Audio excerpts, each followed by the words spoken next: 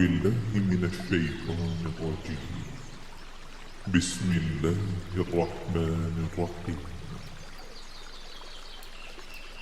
قل أعوذ برب الفلق من شر ما خلق ومن شر غاسق إذا وقب ومن شر النفاثات في العقد ومن شر حاسد إذا حسد.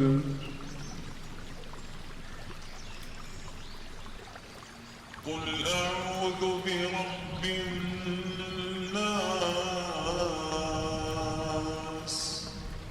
ملك الناس إله الناس من شر الوسواس الخناس الذي يوسوس في صدور الناس من الجنة والناس.